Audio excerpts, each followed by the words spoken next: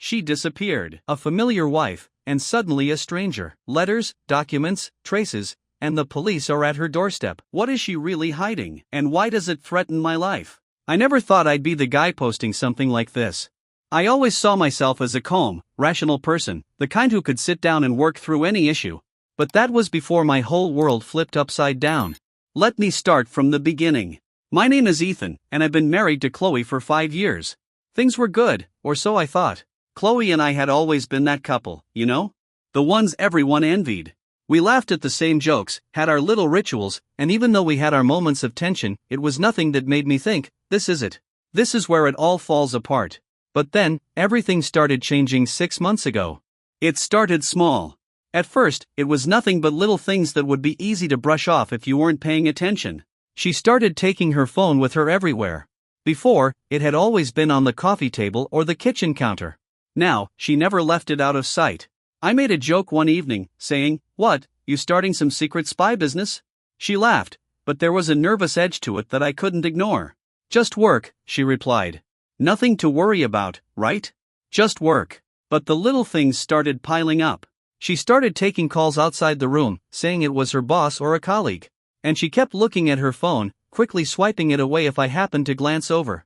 At first, I told myself I was just being paranoid. After all, she'd never been that secretive before. But then, one Wednesday, I saw something that made my stomach twist. She told me she was meeting a friend for coffee after work. It sounded fine. We both had our own social lives.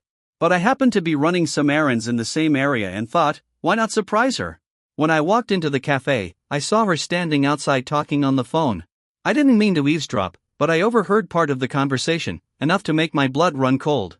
"It's almost ready, we'll start fresh soon." What the hell was that about?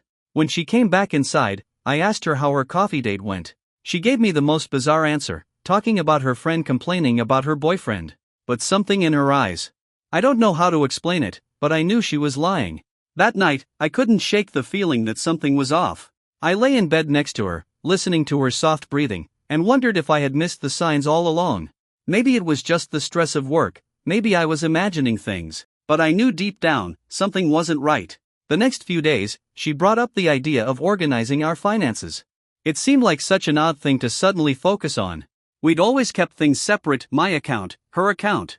But now, she wanted to make sure we had everything in one place, all our passwords, all our information. "Just in case of an emergency," she said. But why? What emergency?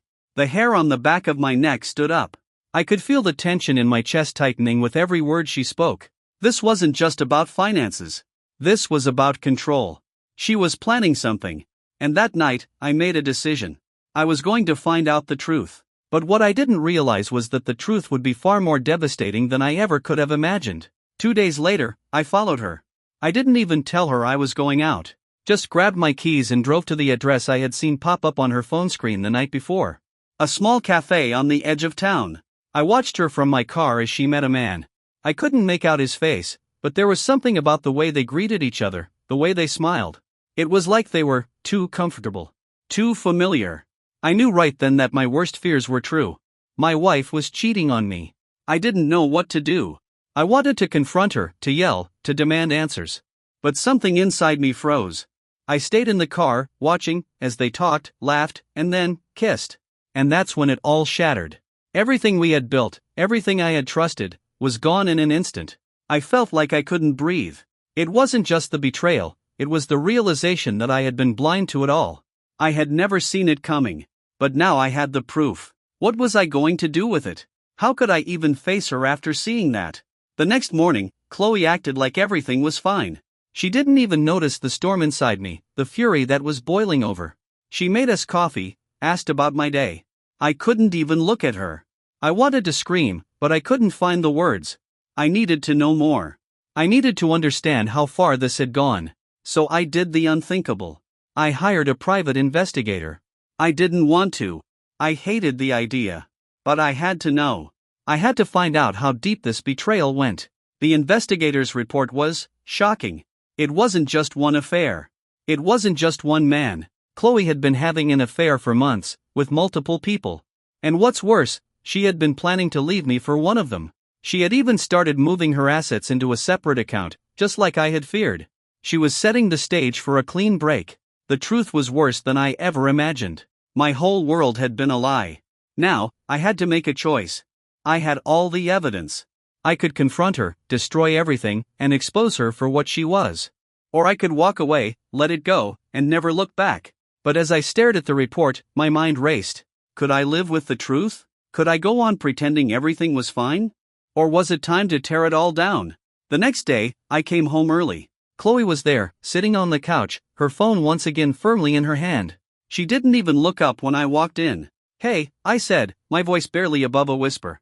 She looked up, surprised. "Hey, what's up?" she asked, her tone light. But I could see it in her eyes. She knew. She had to know. I could feel the tension in the air, thick and suffocating. "We need to talk." As Chloe looked up at me, her eyes filled with surprise, I could feel my heart beating in my throat. The calmness I had been trying to maintain was beginning to crack. I had the evidence now, and I was standing on the precipice of something I couldn't come back from. "What's going on?" she asked again, her voice a mix of confusion and concern. I walked over, not saying a word, and handed her the printed pages from the investigator's report. The silence between us grew deafening as she scanned the pages, her expression changing with every line. Her face went from confusion to shock, and then to something I hadn't expected, guilt. A look I hadn't seen in years. But instead of apology, she straightened up, her eyes narrowing. "What is this?" she asked, her voice cold. The tone of the woman I used to know seemed to vanish in an instant. This wasn't the vulnerable, loving wife I had married. This was someone I no longer recognized. "It's exactly what it looks like," I said, my voice steady, though my hands were shaking. "Why, Chloe? Why didn't you just tell me?" She shook her head, setting the papers down on the coffee table, her fingers running through her hair in frustration. "You don't get it, Ethan. It wasn't about you. It was about me. About what I needed." Her words cut through me like a knife, and for a moment, I didn't know what to say. Was this what she had been planning all along? Had she truly been living in some world where everything I had done for her, everything I had sacrificed, was nothing? I wanted to scream, but I didn't. Instead, I stood up and walked to the window, staring out at the familiar view that now felt like a lie. It was hard to breathe with the weight of her betrayal crushing me. "What do you mean?" I asked, trying to keep my voice even. "What was all of this for?" She finally stood up and walked toward me. Her movements were slow, deliberate. "You were never enough for me," she whispered, and it felt like the ground shifted beneath my feet. "I never wanted this life. You kept pushing us forward, but I couldn't keep up. I didn't want to be here anymore." Her confession hit me harder than anything else. I had been so blind, so consumed by the love I thought we shared. I turned to face her, but the rage inside me started to boil over. "So this is your solution? You throw everything away? You break everything just because you couldn't talk to me?" My voice cracked as I yelled the last words. She stepped back, looking at me with pity. "You just don't understand," she said, shaking her head. "I've been trying to get out of this for so long. You've been suffocating me." The words stung. She had made it clear. Our life together had been nothing more than a prison to her. And now I had to decide. Should I confront her, get the closure I was so desperately searching for, or should I walk away, cutting ties completely? Every part of me wanted to make her feel the same pain I was feeling, to make her understand the gravity of her betrayal. But I knew that wouldn't make me feel better. It would just keep me trapped in the same toxic cycle. "You can go, Chloe," I said, my voice low. "Take whatever you need. You've made your decision." "So have I?" Her face twisted with disbelief, but she said nothing. She turned and walked out of the room without another word, leaving me standing there in the silence of our once shared home. The next few days were a blur of confusion, pain, and bitterness. Chloe left, and with her, she took every piece of happiness I thought I had. I tried to distract myself, working late, spending time with friends, but nothing worked. Everywhere I went, I felt the weight of her absence, and the betrayal sat heavy on my chest. I didn't know how to move forward. I didn't know how to be alone again. But as the days passed, something inside me shifted. I was no longer the man who had been blindsided by love. I was someone different. Someone who had been broken and rebuilt by the truth. But I still wasn't sure what to do with that new version of myself. I didn't want to waste time in anger. I didn't want to keep chasing her to get answers that would only hurt me more. Instead, I took a deep breath and made a decision. I wasn't going to fight for her anymore. I was going to fight for myself. But little did I know, the story was far from over. There was still one final twist waiting for me. Chloe hadn't gone far. In fact, she was closer than I ever could have imagined. A week after she left, I came home to find a letter waiting for me on the kitchen table. It was thick, sealed in an envelope, the handwriting unmistakable. Chloe. I stared at it for a long moment, my heart racing. I didn't know what to expect, but I couldn't bring myself to open it. And then I heard the doorbell ring. I glanced over at the letter one more time, then walked to the door. When I opened it, I was greeted with the last person I expected. A man stood there, tall and broad-shouldered, wearing a serious expression. His eyes were dark, and his face was tight with urgency. "Ethan," he asked, his voice low and calm. I nodded, unsure who he was. "I'm Detective Mason," he said, showing me his badge. "I need to speak to you about your wife." I stood frozen in the doorway, staring at Detective Mason's badge as if it were some foreign object, something I couldn't comprehend. Chloe. What had she gotten herself into now? And why was a detective involved? "Detective Mason," I repeated, trying to process what was happening. The man nodded, his expression still unreadable. He was clearly trying to gauge my reaction, but I had no idea what to expect. "I need to ask you a few questions about your wife," he continued, his voice calm but firm. He glanced at the letter in my hand, which I had almost forgotten about in the whirlwind of the last few moments. I hadn't even opened it yet. "Can we come inside?" he asked, and I couldn't bring myself to say no. I stepped back, allowing him into the house. The weight of the moment was suffocating. What was happening? Chloe had left a week ago. She disappeared with no word, and now, this. I motioned for him to sit down at the kitchen table. He did, and I remained standing, unsure how to even begin. "I need you to tell me everything you know about her," he said, his eyes locking onto mine. "Has Chloe been acting strangely? Have you noticed anything unusual?" I wanted to tell him everything, to let it all spill out. But the words stuck in my throat. I didn't know where to start. "She's changed," I finally managed to say, my voice shaky. "For months now, she's been distant. She started keeping her phone with her everywhere. She was taking calls in secret, hiding things from me." I hesitated, the weight of the truth still sinking in. "And then there was the letter she left behind," I added, the memory of it still fresh in my mind. Detective Mason's gaze flickered to the envelope I had set on the table. "What was in the letter?" he asked, his voice low. I opened it, my hands shaking as I did. Inside, Chloe had written a single line: "I'm sorry, but this is the only way. I need to disappear." Disappear? I whispered to myself, trying to make sense of it. What was this? Was she in danger? Or was it something more sinister? Detective Mason noticed my confusion and sat up straighter. "Did she say anything else to you before she left? Did she seem worried?" I nodded slowly. She didn't want to talk much about it. But she kept saying she needed to start fresh, that she was suffocating in our life together. My words hung heavy in the air as the detective's expression hardened. "Start fresh," he muttered under his breath, as though piecing together something I couldn't see. I had no idea what to make of it. I had been so caught up in her betrayal that I hadn't noticed the signs, the warning bells that were clearly ringing in the background. "What's going on?"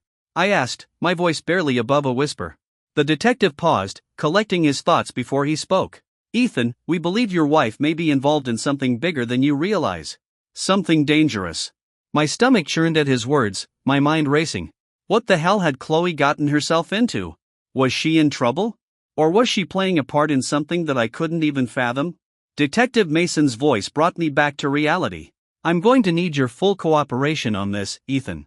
Your wife's disappearance isn't just a case of her leaving you. She's in a situation that involves more than just personal betrayal. And I need to know everything about her, everything you know." The weight of Detective Mason's words hung in the air like a storm cloud, dark and ominous. Something bigger? What could possibly be more than this betrayal? I had been crushed, but this was something entirely new. "What do you mean, more than personal betrayal?" I asked, my voice trembling with a mix of confusion and fear. The detective didn't answer right away. He stood, pacing a few steps back and forth, his hands clasped behind his back. He seemed to be weighing how much to tell me, like he was trying to gauge my reaction. "We've been investigating a string of strange disappearances," he said finally, his voice steady but strained. "People involved in various organizations. They go missing, and we find traces, breadcrumbs, if you will, that lead to people in the corporate world, people like your wife." I could feel my breath catch in my throat. "What organizations? What do you mean?" The detective paused, his eyes flickering to the letter Chloe had left behind, before returning his gaze to me. "I can't say much yet, but we're looking into a network of people who have access to sensitive information, high-level positions, and dangerous connections. Your wife is at the center of it. My mind raced. Chloe? How? What was she involved in? I never imagined she was capable of something like that. But she's not involved in anything illegal, right? I asked, my voice low. I needed to hear him say it. The detective hesitated. We don't know yet. That's why we're talking to you. I need you to tell me everything about her, Ethan. All of it. Every detail. I swallowed hard. I had no idea where to even begin. We were married for 5 years. We met at work. She was a colleague at the company I used to work for. Everything was normal. She was sweet, funny, a little unpredictable, but in the best way. She would always surprise me with little things, flowers, dates, notes. It felt like we had this rhythm, you know? I paused, my throat tight with emotion. But then, 6 months ago, it all changed.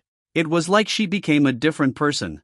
The phone calls, the secrecy, the way she started talking about starting fresh. She seemed so distant, and yet, I still couldn't shake the feeling that she needed something from me. I just didn't know what. The detective nodded as he took in my words. He was silent for a long moment, and I could see his mind working. You're telling me she never gave any indication that she was involved in anything suspicious? Any strange behavior outside of the usual? I shook my head. No, nothing. She was a great wife. A partner. We argued, of course, but that's normal, right? The detective's eyes narrowed. You're sure about that? The question hit me like a slap. Was I sure? I had convinced myself that everything was fine.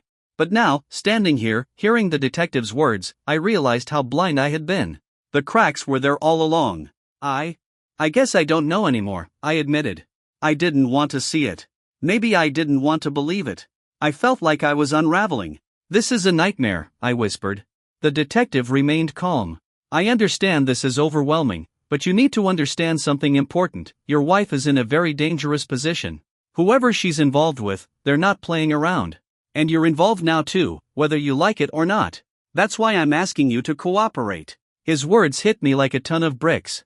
How could I be involved in something so dangerous? I wasn't a part of any network. I was just a man trying to make sense of his life falling apart. The detective leaned in slightly, his voice soft but intense. You need to make a choice, Ethan. Either you help us figure this out, or you distance yourself completely. But know this, there's no going back. I nodded slowly, my mind in a haze. What was I supposed to do? How could I help? What did I even know? I had no choice but to agree. I'll help, I said, my voice barely above a whisper. The detective stood up, seemingly satisfied with my answer. Good, he said. Now, I need you to gather everything you have, anything that might help us. All the communication, the documents, the emails. And I need you to trust me, Ethan. We'll get to the bottom of this. As the detective left, I felt a cold shiver run down my spine. This wasn't just about Chloe anymore. This was bigger than both of us. I wasn't sure what I had gotten myself into, but I knew one thing for certain: things were never going to be the same again. The next few days felt like a blur. I went through everything I could find: emails, texts, old receipts. Anything that could shed some light on Chloe's life and the secrets she had been hiding. And that's when I found it. A document, buried deep in her files. It was labeled Project Delphi. I stared at it for a long time, the title seeming to burn into my mind. Project Delphi. I had no idea what it meant, but I knew it wasn't good. The words Project Delphi burned into my mind as I stared at the document. What the hell was this? The file was buried so deep within Chloe's folders, hidden beneath layers of old work contracts, emails, and family photos. Why had she kept it so secret? I hesitated for a moment, my hands trembling as I reached for the file. Inside, the first page was filled with coded language, charts, and diagrams, nothing that made sense at first glance. But there was one line that stood out. It read, Phase 1, Infiltration, complete. My stomach dropped. Infiltration? What was she involved in? I continued reading, piecing together fragments of information, trying to make sense of it. The more I read, the clearer it became. Chloe had been part of something much bigger than just a workplace affair. This wasn't about cheating. This was about espionage, corporate espionage, and maybe worse. The document outlined a complex plan involving high-level access to sensitive information, something about data breaches, financial manipulation, and unauthorized surveillance. I felt dizzy as I read on. But then something caught my eye: an email address at the bottom of the last page. It was a name I recognized. Someone from my old company. A man named Daniel Mercer. I knew him. Or at least, I thought I did. He was a colleague, someone I had worked with for years. A decent guy. At least, that's what I had thought. I couldn't wrap my mind around it. Daniel? Why would he be involved in something like this? I sat there, the weight of the document in my hands, my mind racing. Chloe, my wife, had been playing a game I couldn't even understand. I had no idea how far it went or how deep this rabbit hole went, but I knew I was in it now. If I wanted answers, if I wanted to understand what Chloe had gotten herself into, I would have to face Daniel. I had no choice. The next morning, I found myself standing outside Daniel's office building, my heart pounding in my chest. What was I going to say to him? How could I confront him about something like this without looking insane? But before I could second-guess myself, I walked through the doors, the cool air of the lobby doing nothing to calm the fire burning inside me. I made my way to the elevator and pressed the button for the top floor. The moment the doors opened, I saw Daniel standing there, waiting for me. "Ethan," he said, his voice cool and collected. "What are you doing here?" The calmness in his voice made me feel even more nervous. "We need to talk," I said, trying to keep my voice steady. I couldn't let him see how rattled I was. "What about?" He raised an eyebrow, a playful smirk forming on his lips. I felt my fists clench. "About Chloe," I said, my voice low. His expression faltered for a fraction of a second, but it was enough to make my heart skip a beat. I knew I had him. "What do you know about Project Delphi?" I demanded, my voice stronger now, desperate for the truth. Daniel's face paled, and for the first time, I saw fear in his eyes. "What are you talking about?" he asked, his voice suddenly strained. But I could see the lie in his eyes. "Don't play dumb with me," I snapped. "I know you're involved in this. I have the documents." He took a step back, his mind clearly racing as he searched for a way out. "Ethan, you don't understand," he said, his voice shaking.